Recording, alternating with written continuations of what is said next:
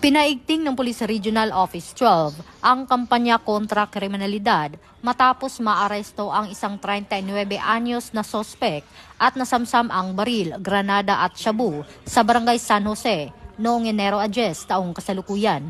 Sa pagpapatupad ng search warrant laban sa paglabag sa Republic Act 10591, na-recover mula sa sospek na kilala bilang alias Bimbo ang isang kalibre 22 na baril, isang fragmentation grenade at 7 sachet ng hinihinalang shabu na may halagang 218,280 pesos.